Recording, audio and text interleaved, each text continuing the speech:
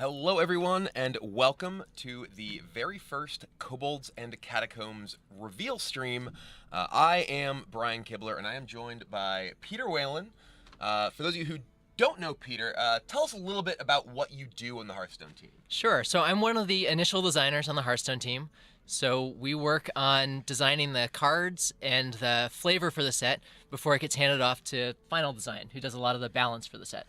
And you were the lead initial designer on Kobolds and Catacombs, is that correct? I was, yeah. So we have somebody who takes the lead on each of the sets, and they work on it both in the very initial phase and then following all of the flavor and working with a lot of the other teams on Hearthstone, like art and sound and community, towards the end of the set as well. So for Kobolds and Catacombs, this is a very different flavor of set than we just came from. We had Knights of the Frozen Throne, we got Death Knights, we've got Arthas and everything going on there, and now we're going underground to explore and find treasure. Can you tell me a little bit of how we got from point A to point B here? Yeah, for sure. So we try to do something different every set. We've done dinosaurs in Ungoro, and then we want to do something sort of darker and creepy in the Frozen Throne, and then now we wanted to do something a little bit sillier, a little bit of that sort of whimsical Hearthstone spirit. So we said, let's do the treasure set. Treasure set sounds pretty awesome. I want to go find awesome things underground, and then that naturally led to who are cool monsters that we could find underground that would build these elaborate catacombs, and said kobolds. Kobolds are silly, they're fun. So speaking of these catacombs and these dungeons, there's a special addition to this set compared to most, which is the dungeon run. And we're going to be looking at collectible cards today from the normal set. But before we get there, can you tell us a little bit more about the dungeon run and sort of where the idea for that came from? Yeah, for sure. So the dungeon run is a new solo mode for Hearthstone. You go in, we give you this lowly level 1 deck, and you fight a sequence of increasingly difficult bosses. And as you beat them, you get some awesome treasures to add to your deck. Your deck levels up along with you. And it's an entirely different experience every time. When you die, you're out, and you have to start over from the beginning, and if you win, you get to start over again, maybe as a different class, maybe as the same class. And there's 48 different encounters, there's tons and tons and tons of different treasures that you can find, and so every time you play, it's just this different single-player experience. Yeah, I've actually been debating with myself. I'm like, okay, well, when the set comes out, do I want to just try and build decks with the new cards? Do I want to try and explore all the different stuff in the dungeon run? Is this something that you expect a lot of people will have trouble with, given how cool it seems? Yeah, it's pretty tough. I think I'm going to do dungeon run for sure. Okay. I'm pretty excited about that. I think it's going to be this amazing experience that's really different than anything else we've done. But yeah, there's some cool collectible cards that we're going to show off, and some decks I'm excited to build too. Well, before we get into those, can you let us know a little bit about what we're going to be seeing today? Well, I don't want to spoil any secrets, so we've got some cool stuff. We have one of the cutest cards in the set. I really love it. We've got, well, just for you, we added a dragon to the stream, so we've got a dragon coming up. There's some good stuff. I'm excited. All right. Well, are we about ready to go then? Yeah, let's Shall we do it? All right. Well, let's see the first card.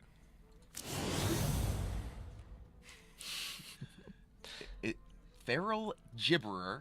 After this minion attacks a hero, add a copy of it to your hand. Oh God. This card is incredibly This is fun. like a tribble. Like it just keeps multiplying. Right? With giant teeth. I think this card's adorable. This is the one you're saying was cute? This is the one I think is cute. I love this card. I wanted to make a plushie. I think it would be fantastic. Different strokes for different folks. Oh dear. We have some gameplay of the Gibberer going to town, I think. Oh man. This basically happened the first playtest game with this card. Isn't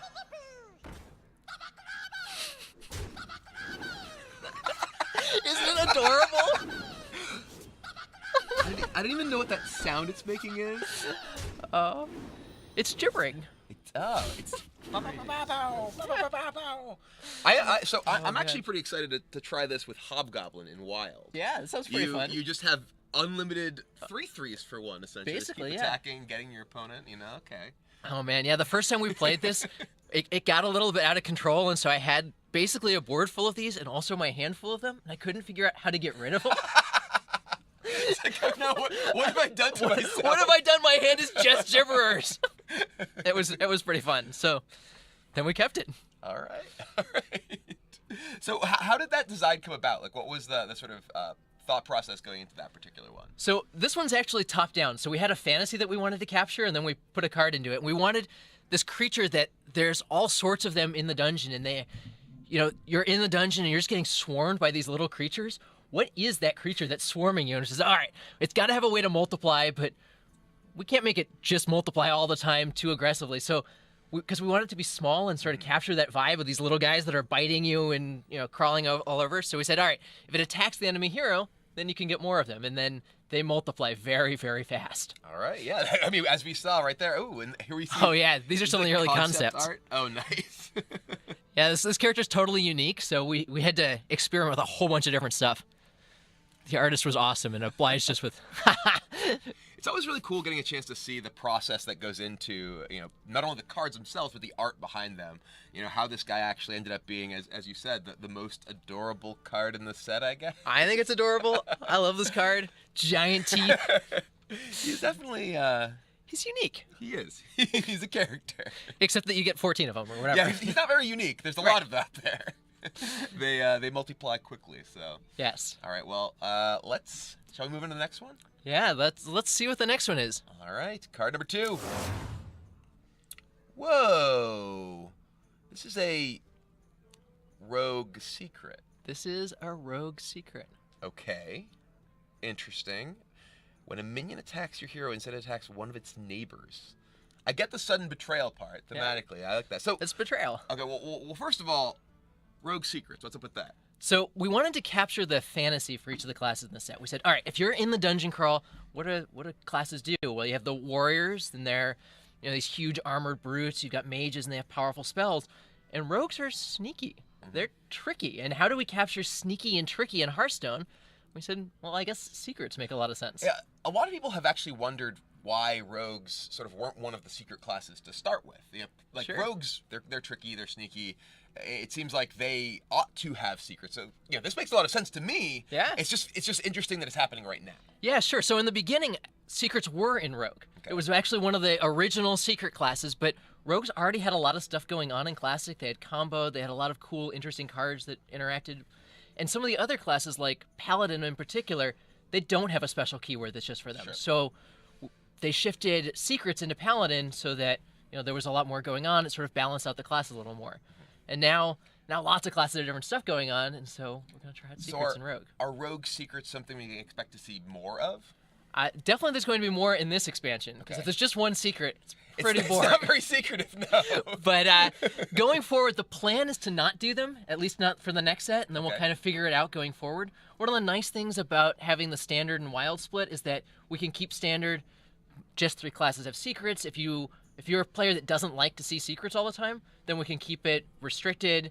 But in Wild, there's going to be a lot more stuff going on. It's kind of a crazier place, and Rogues will have the ability to do some of that stuff. And in Standard for now, they'll certainly have secrets as well. Yeah, exactly. So I'm pretty excited to see Rogue secrets in Standard. Yeah, it makes a lot of sense. They're sneaky. They got their secrets. Yeah. So.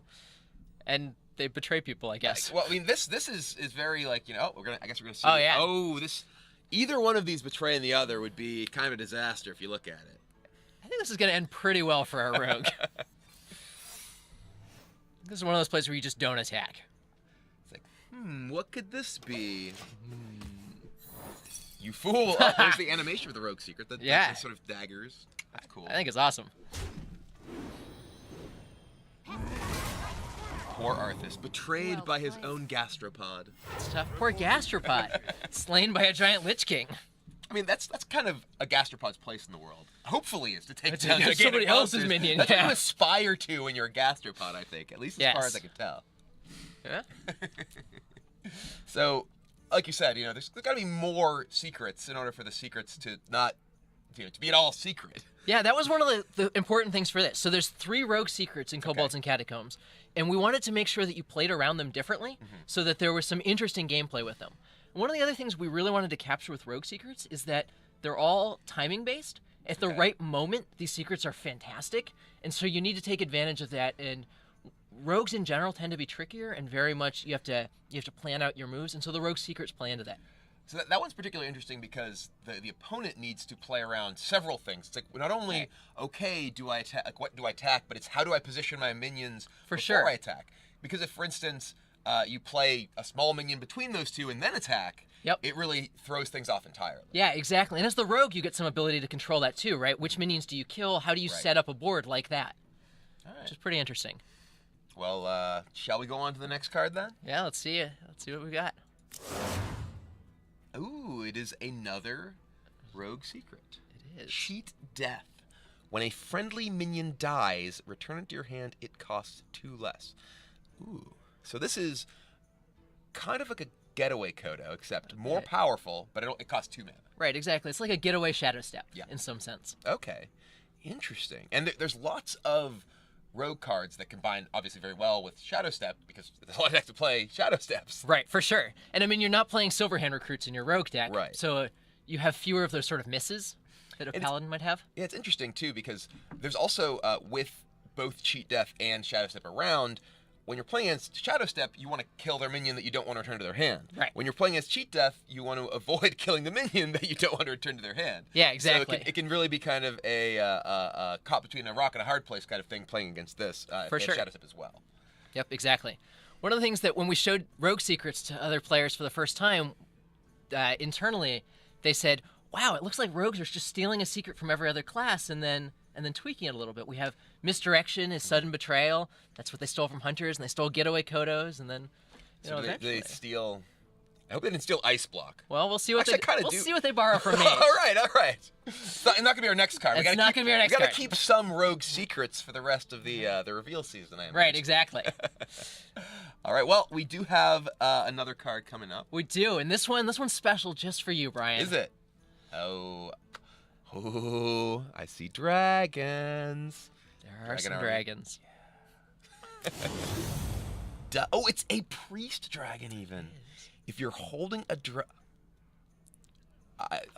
oh wow. If you're holding a dragon, deal 3 damage to all their minions. 4 cost 3/3. Oh man, this is awesome.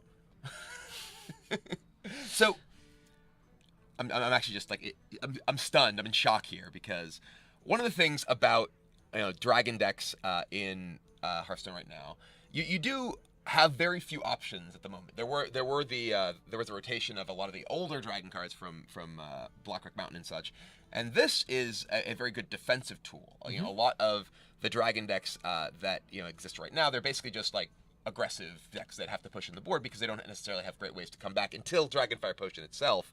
Whereas this, especially when you're able to discover it off of a Netherspite Historian, it's one of the few priest dragons, can give you a lot of powerful early game ability to clear off that board. Yep, exactly. One of the things we talked about was that Dragon Priest historically had been this very mid-range deck or moving more aggressive that was you would put all these minions on the board and just do a thing. We wanted to move it more towards in more of a controlling space. Give you some more options to play a defensive game with your awesome dragons instead of just trying to get ahead and play that sort of aggressive mid-range thing. Especially because, a lot of times when you want to play dragons, you want to play the big, cool, impressive dragons. Right, you want to play the Ysseras. You want to play the Deathwings. And if you don't have tools to keep you alive until then, it's pretty tough. Right. And this is a great way, you've got all these pirates. Sure. I will breathe fire on all of them, or breathe whatever that shadow. I guess it's a priest dragon. They're all Twilight dragons. Sure, sounds good. So, but dragons are sort of a very central theme of sort of traditional fantasy of dungeon crawls. Breaking into the dragon's lair, stealing their treasure. We see a lot of that in these images. Are there a significant number of dragons in the set? Please say yes. Please say yes. Please say yes. There are certainly a bunch of dragon images. There are a handful of dragons period, and then Dragon Matters cards as well. Okay. That's another Alex Horley piece. I see his signature. It is, yeah. I think it's fantastic. I have Deathwing Dragon Lord on my wall. I'm going to have to get one of those too. That's sweet. Yeah, that one's awesome. Very, very cool. So are there more Dragon Matters type things going on? Is this something along the lines of what we saw in Blackrock Mountain? Or are there more not dragons crawling in dungeons? Yeah, there are dragons in these dungeons. Priest has a couple of Dragon Matters things. I mean, we saw Duskbreaker. Yep. Well, someday over the course of the spoiler season, we might see another thing. All right, I am pleased already. And we've got a card named Dragon Soul. Yes, it makes dragons. Yeah. It's pretty cool. So yeah, there's going to be some dragon stuff, but not a ton of Dragon Matters. Sure. Not like Blackrock Mountain. I just need dragons, and I'm happy. Yeah? Well, we've got some dragons for you. All right, but we have some more non-dragon cards, too. We do. For those of you who, have terrible taste, but let's take a look at the next one. Ooh, the Rune Spear. So this is a legendary weapon. This is a legendary weapon. And this is the Shaman weapon, yes? It is, yes. After your hero attacks, discover a spell and cast it with random targets. Yeah. Okay. This is interesting. It is very difficult for me to wrap my mind around what's going to happen with this card. It's an 8-cost, 3/3 weapon, so it's not really a particularly efficient weapon for just killing minions. For sure. This is, a weapon that without the text you'd expect to cost 4, maybe. Yeah. So, what's sort of going on here? What was the thought process? Surrounding legendary weapons in general, particularly giving legendary weapons to a lot of the classes that didn't have really weapons before. And then how you got to this for the Shaman one. Sure, yeah. So legendary weapons in general, one of the core fantasies of doing the treasure set is we got to have some awesome treasures. Mm-hmm. So we wanted to have legendary treasures in there basically from day one. And so we've got these weapons and we needed to put them in all the classes. So we had to figure out how do mages and priests and warlocks handle having weapons. And so we gave them these 0 attack ones. We've seen Alaneth, we've seen Dragon Soul, that are these weapons that advance your game plan in ways that aren't just beating up on minions. For some of the weapon classes, though, we wanted to let them beat up on minions. And so the Shaman fantasy, especially if you look at that traditional dungeon crawling thing, is very much in the space of, I've got a weapon, and I've got a weapon in one hand, I'm casting spells in the other hand. We wanted to capture that in the legendary weapon. And so that's where we are. We looked at the Shaman spells and said, there are actually a lot of untargeted spells that aren't going to hit a random thing. You're going to have a lot of control over it. And they're interesting in sort of different ways. So you can hit things like Devolve or Volcano if your opponent has a big board. You can hit Bloodlust if you've got a big board. Maybe Evolve. So there's a bunch of interesting options there. Can this hit the spell stones? This can. So there's the one that copies your minions. So this could potentially is attacking, because it's a 7-cost spell too, right? Right, for sure. Okay. So there's some pretty good stuff you can get off of this. What I'm really hoping is that the Hunter legendary weapon is Thunder Fury. I played a lot of WoW back in the day, and the fact that Thunder Fury was a Hunter weapon was always one of the funniest memes to me. A Hunter in my guild got the first part of the binding. Perfect, of course. Because no one knew what it was yet. It was way back early vanilla. Well, and then they have to get the second part of the binding. You've already got the first one. It's not like you're going to get 3. Right, exactly. So, I mean... I'm just really hoping that card's in the set. Don't tell me if it is. Well... Either way, but I am really excited for the legendary weapons in general. Obviously, Dragon Soul, super cool. And seeing ways that you use the weapon slot to essentially create permanence, more so than a minion. Because obviously, any minion that's on the board, you can kill it with a spell, you can kill it with a minion. But weapons require a special type of removal, so they have a tendency to allow you to kind of build your deck around them in a different way, to expect them to remain in play a little longer. Yeah, which is really cool. Dragon Soul is great for that. You put it out pretty early, and then every time you get one of these big turns where you cast a bunch of spells, you get a dragon. Alaneth. Can you get more than one a turn with Dragon Soul? Oh, yeah. If you have a really big turn, you got 7 dragons at the end of that. Now you're speaking my language. Oh, it's pretty good. You have a dragon army. I see what you did there. All right. Well, moving along to the next card. Yeah. Branching Paths. Choose twice. Draw a card. Give your minions +1 attack. Gain 6 armor. So this is a druid card. It's a druid card. They choose twice. 2 of 3. So this is... Can you choose the same thing twice with this? Yes. You see the same options each time, and you get to pick.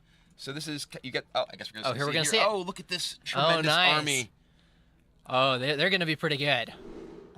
So eat the mushroom, explore the darkness, or loot the chest are your options here. All right. We're exploring. Guys are getting a little more powerful. I might have chosen to. Oh. If you knew you were getting that. What do you know? So lucky. Now these... That's... Well played. I think the appropriate emote there is actually thanks. Seems reasonable. That's just the emote metagame. And look, exact lethal. Exact lethal. That was actually a mistake, though. You're supposed to let the tiny fin or get the final blow? The final hit. That makes sense. It's pretty important for their self-esteem. I mean, makes sense. They need to understand that they have an important place in this world. When we did the Ungora reveal video, it was a hunter killing a whole bunch of I know. tiny fins. It was horrible. It was horrible, and this is the tiny fin strike back. All right. So tell me a little bit about this this general design. You know, obviously, it's kind of going somewhere with the choose mechanic in Druid, but you know, with a little bit more flexibility and a little bit more power. Yeah, exactly. So choose one is a cool mechanic. It gives you a lot of different options. It's pretty skill testing, and it gives you variety in like how your games play out. And so we wanted to play that up. What's the leveled up version of the choose one mechanic? And we said, all right, it's going to be choose two. So we're going to give you 4 options. You're going to pick 2 of them, and that's going to be great.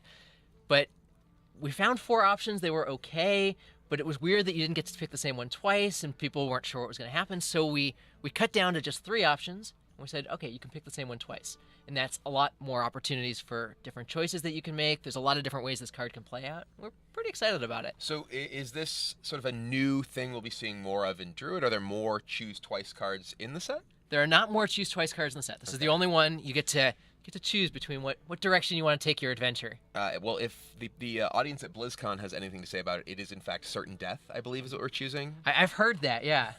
Or lighting on fire. That was pretty remarkable to hear, like sitting at the BlizzCon stage and just hearing this entire room chanting, certain death, certain death. They were really excited about it. That was fantastic. That was a great presentation. I think I was actually in the part of the room that died, so I really don't know how I'm here today. That's tough.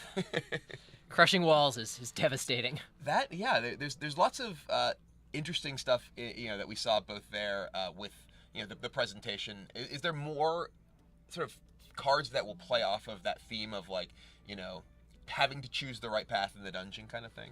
Yeah, there's some of that. The idea that you're in a dungeon and you're exploring, and there's a lot of different opportunities out there, and a lot of different.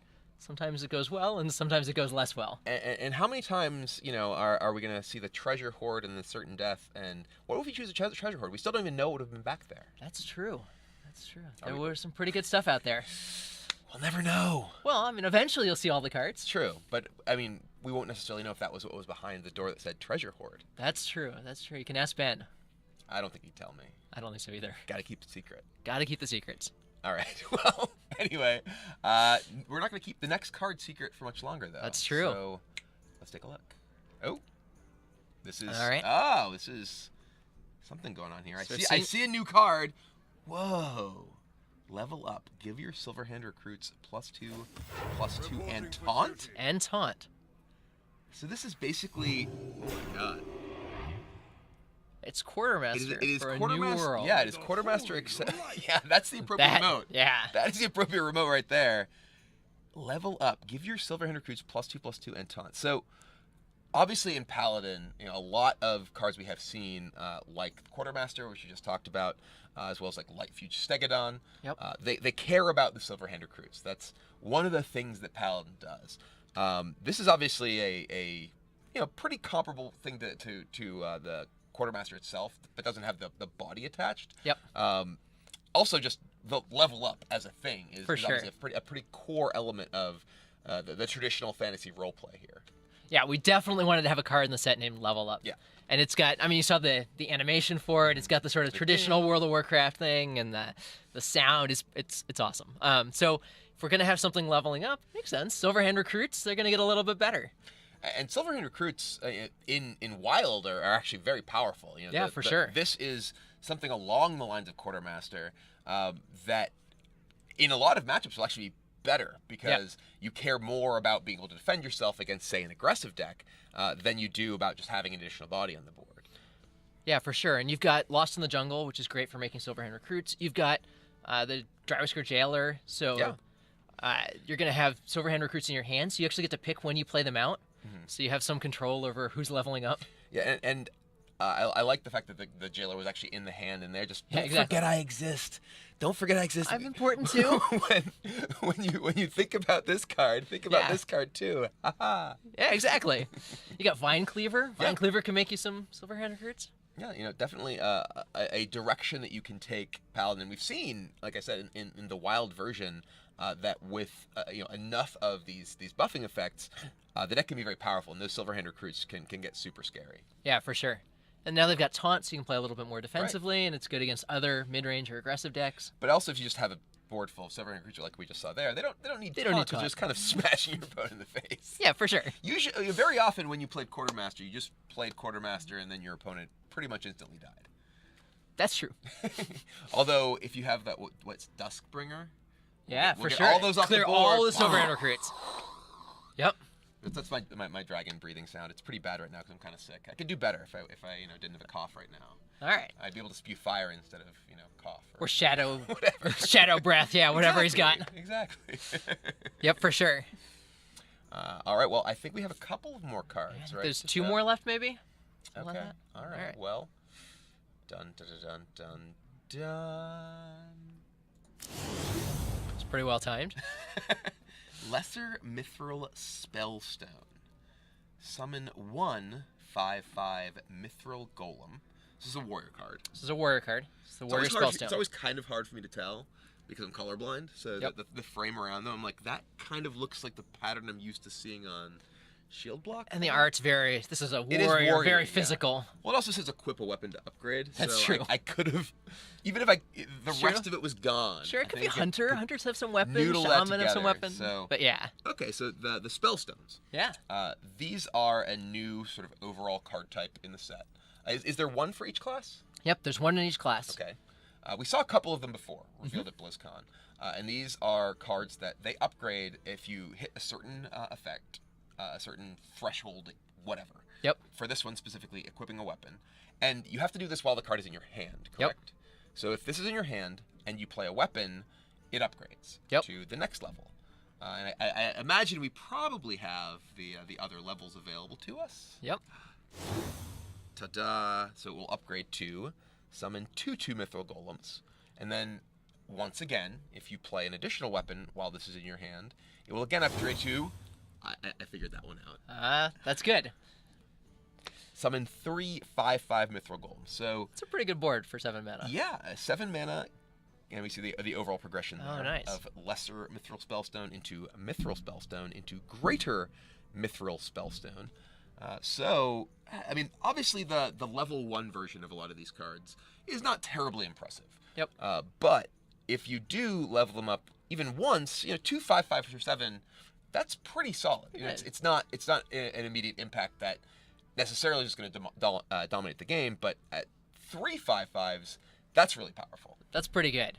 Yeah, so some of the spellstones are in the space where their level 1 version's pretty reasonable. We saw Jasper Spellstone at BlizzCon. That's the Druid one? Yeah, that's the deal 2 damage to a minion for 1 mana, which is like pretty reasonable. And then that levels up to deal 6 damage to a minion at the highest level. This one, yeah, summon 1/5/5 is not, that's not super special. But summon 3/5/5 golems is That can be really powerful. pretty awesome. And frankly, if you're playing a controlling style of warrior deck, you will frequently have a number of weapons. Especially, I've been playing actually a lot recently with Forge of Souls. Oh, okay. Because Blood Razor is so good in so many of sure. the warrior decks that I just want to draw it more often. So I've been playing like a Forge of Souls, a War Axe, and 2 Blood Razors. So I'm always guaranteed that my Forge of Souls gets me a Blood Razor. So if you have this in your opening hand, you might even consider holding on to it if you're playing in a matchup where just generating threats is valuable. If you're playing against another controlling deck, for instance, you know that you'll have the time to get to the late game and upgrade this over time. Yeah, for sure. And one of the things in Kobolds and Catacombs is the recruit mechanic. We saw gather your party, so the warrior recruits are unbounded. Right. So you want to just have a small number of minions, just giant minions in your deck. That's a good point. Yeah. So because this is a spell, it doesn't disrupt your recruits. So if you're Right. playing Gather Your Party, you could still have this to generate threats in your deck, while still just having cards like Yasharaj, Ysera, things that you Right, just want exactly. to play early. I like And so it. you got weapons to go with that because Right. you want to fill up your early game slots with things that aren't minions. And so this kind of plays into some of that style.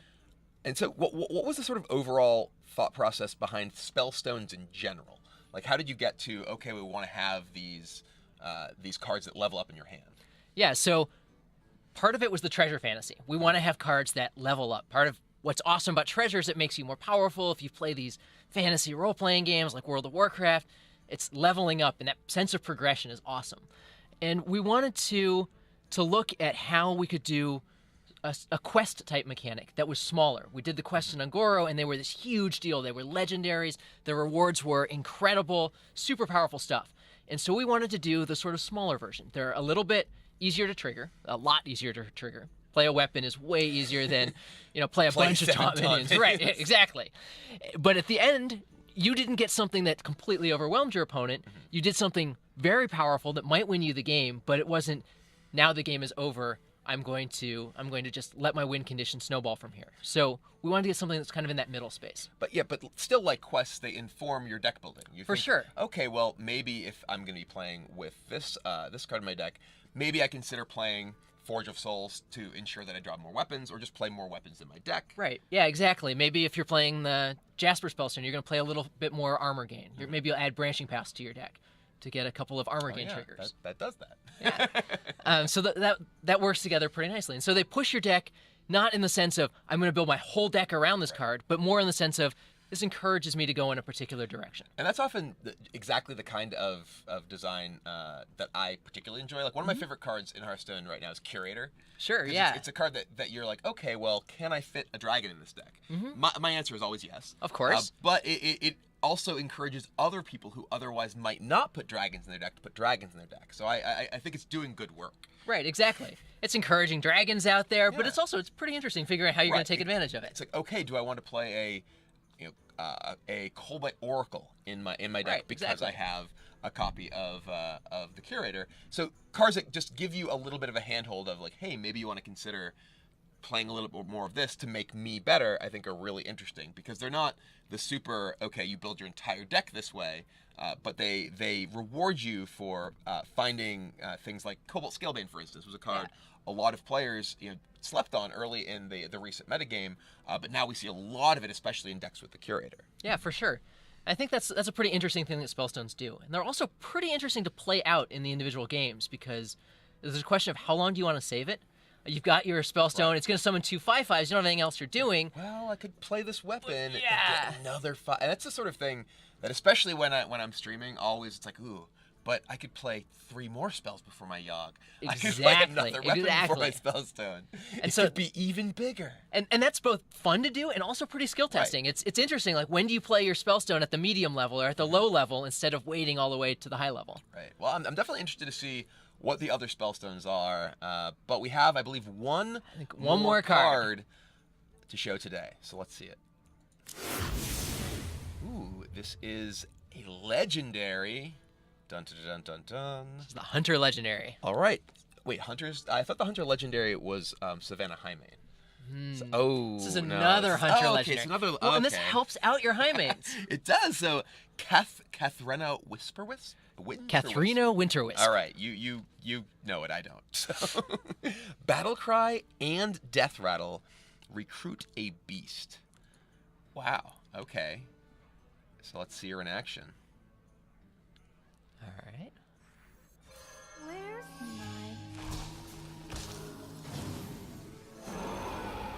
Oh, that's a beast. Average result, I think. Yeah.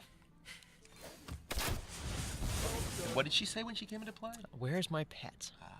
The light has betrayed Oh, me. that was a pretty good top deck. Oof. Unlucky. But sometimes lucky. All right. I think that it would have been better if she got King Crush first and attacked with it, then got the 9/9. But I suppose this will do. Never lucky, I guess. No. Just 2 giant dinosaurs. So this is really cool. I think that it's interesting because it is a card that encourages hunters specifically to try and play those big endgame beasts. It's also a card that it's a Death Rattle card, and there's Yeah. a lot of Death Rattle synergies. We were actually talking before we started the stream here about how one of my favorite decks to play right now is the Play Dead Hunter. Sure. And this is a pretty powerful thing. It's like, oh, I'll Play Dead this. It's like, oh, I get a gigantic beast. Right, you go potentially. Savannah Highmane. Or... Right. So what was the sort of thought process going on with the design of this card? So yeah, we talked a little bit about Recruit before. And so Recruit is a mechanic. It's not in all of the classes. Okay. But a number of classes just kind of touch on it. Hunter, for example, does it. This is the only Hunter recruit card, and they do beast recruiting because that makes sense for Hunter. And so we wanted something that played more in that space of I want to play a controlling defensive Hunter deck that plays a lot of giant beasts. Playing giant beasts in your Hunter deck is pretty cool. And this at least gives people an opportunity to experiment with some of that stuff and try it out. That Play Dead Hunter's pretty cool. You've got the Carnivorous Cube to try out. Katharina's pretty awesome if you Carnivorous Cube it. Yeah, that's pretty serious. That's pretty serious. So is Highmane. So some of the cards that you play in that deck, you might work well with Carnivorous Cube. Play Dead. Yeah. So this is one of the interesting things we've seen. I think it's Abominable Bowman. Yeah. That's always a card that's so hard for me to pronounce. Abominable Bowman. I think I got it. Yep. I think I did. I'm not even gonna try. But they're cards that kind of encourage a big hunter style of deck. Yeah. Because you want to specifically play larger beasts rather than necessarily just curving out with early game beasts just overwhelming your opponent. Are there some more cards maybe for Hunter that allow them to get the time to go there in the set? Yeah, there's some more cards that let Hunter play more defensively. So Wandering Monster we showed at BlizzCon. Yeah. And that's a very powerful secret that promotes sort of that I'm going to play defensively. If an enemy attacks my hero, then I'm going to summon one of these random minions to defend myself. Yeah, Patches, you come out there, you try to hit me in the face. Right, sure. Sorry, there's a Felguard. Right, exactly. Like, that's pretty powerful. It is, yeah. So that's one opportunity. There's some other cards in the set that allow Hunters to have some more early game plays that play a little bit more defensively. So how much is that kind of thing on your mind, especially as a person on the initial design team, thinking about designing a new set? Because initial design does not do the final game balance. No, So we're definitely not the balancing. We try to get things within 1 or 2 mana, maybe 3 mana. the realm of sanity. Yeah, as long as it doesn't mess up playtest too much. But you certainly are aware of the classes that tend to see the most play in the competitive environment, Yeah, for sure. on ladder, in tournaments. So Hunter, of course, is one of the classes that isn't as popular. Is that something that does inform your design process early on? Yeah, for sure. So we definitely think about which classes are the more popular, the less popular, and make sure that some of them get tools in that direction. Initial design tends to work on a set early enough that we don't have a lot of insight into this is what the metagame's going to look like a year from now. It's pretty tough to know exactly what that's going to be. So we can't do that perfectly. And so the final design team does a lot of work towards the end of a set's towards the end of a set's design lifespan to try and make sure, the powerful classes are getting, things that push in other directions, and the weaker classes are getting interesting and powerful things. And so that's definitely something that we think about. In particular, we try to make sure that classes get new things with each expansion, that there's, sometimes there will be the Beast Hunter deck that's interesting, and other times we'll give them Death Rattle cards, where there's tools in different directions, maybe Secret Hunter. We saw some Karazhan cards in that direction. And so we try to make sure that there's different things that are cool in each expansion. And we see that, some more Silverhand recruit cards in Paladin. We've seen a couple now. And so that's the kind of thing that we think about more in initial design is what are the class mechanics that are cool that we can play up here that we haven't done in a little while that are different. Are there any particular ones that you feel like you guys have some cool stuff for people that we may not have seen yet, just that you can tease them what might be seen in the future? Oh man, so Dragon Priest is pretty cool. Dustbreaker I think is an awesome card. There's some cool stuff in some different directions that Hunter can go too. So of the stuff that we've seen so far, because we are sadly out of cards to show you today. That's the end, but there will be more coming in the very, very near future. Of the stuff that we have showed off so far, what's your favorite card? Oh, that's easy. Feral Gerber by a mile. There he is. The Feral Gerber, he's just adorable, right? Don't you want to camp out in a dungeon and wake up to 50 of these things swarming you? No, I do not. But you probably level up at the end of that if you survive. There's a caveat there. Yeah, well, let's see, what else? I really love Rin. I think Rin's fantastic, the Warlock Legendary. Oh, that card is really neat. It's just a good story. It's really fun. The idea that you're doing this horrible ritual, this crazy thing, and at the end you get to destroy your opponent's deck. It seems like it's a very difficult ritual to perform. It is, but it definitely that's a seems fun cool. line of text to get to put on a card. I was very happy that got to actually ship. That's pretty cool to me. What else? Carnivorous Cube's awesome. I love that That's card. actually probably my favorite card that we have seen so far is Carnivorous Cube. That one's really I fun. think that like I said, the Playdead Hunter deck is obviously a very interesting potential home for that card, as well as there's just so many other things you can do with it too. It's trigger your death rattles, attack a big a big minion with your big minion, then eat your big minion and get it to come back twice. Yep. It's kind of crazy stuff. It's pretty awesome. The gameplay with it's super fun. There's various times where you're like, oh, Carnivorous Cube's the perfect card here, or it's not exactly perfect right now, but I'm gonna do something cool with it eventually, or maybe I'll like play it and faceless it, and there's all sorts of interesting things that you can do with it. You can use the Shaman Spellstone to get a whole board full of Carnivorous Cubes. Yeah. It's pretty interesting. Yeah, I like Marin a lot too. That story was in the set super early, where it's just. Oh, I actually blanked on it. I was like, I've been playing so much Marin. Sure, and yeah. I'm like, Marin, was this a card? I'm like, oh right, the treasure chest guy. Yeah, the treasure chest guy is like, we're gonna have an adventure, and he goes out there, and he makes a treasure chest, and then you have to break it, and that's a fun story, and I've really enjoyed it. I actually with what's the crown? The one that Xerox gives you two Crown. Legendaries. I actually got 2 Mare Noggin Foggers off that. Oh, nice. And it was just like arrows going everywhere That's on the awesome. screen. And then someone pointed out that Noggin Fogger's first name is apparently also Marin. Oh, In the I didn't in know the- that. That's I awesome. guess it is. I don't know. That's very cool. That's perfect. Yeah, he's super fun. I was really glad that he got to come out early. I think that's been it's fun when we can do that, right? And have a metagame that's around this guy that's just breaking treasure chests. Yeah, I mean, it's the sort of thing that I don't think it's a terribly powerful competitive card. I don't Sure. expect to see this necessarily showing up, but it's a super fun card to play with.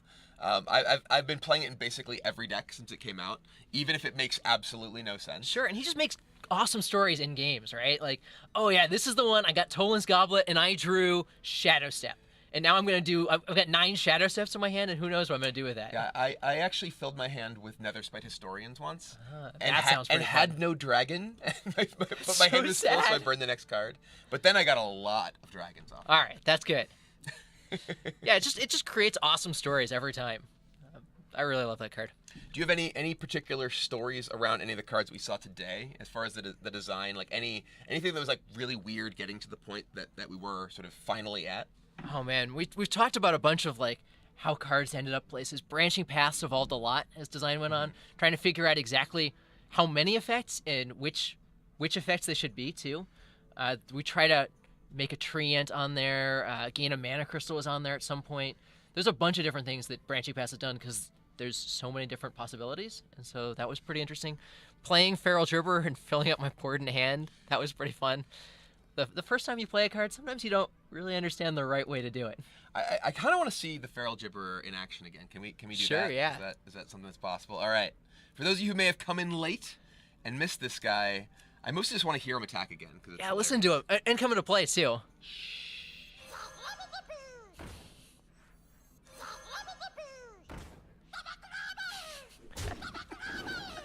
Oh, recording that one was so much fun. The voice actor had such a good time, and he just riffed on all these awesome sounds.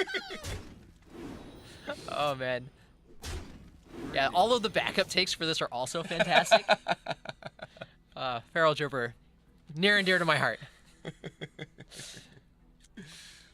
Well, I think we are getting about done here. We've showed off Yeah. all the cards. We've gotten a lot of good discussion in about the background here. So anything else you want to sort of share as final thoughts? So not on the really. stream Just here? I just want to mention that the pre-order is live. You can get the Fantastic For the Horde card back. You can kind of see an indication of it on the screen, between our names.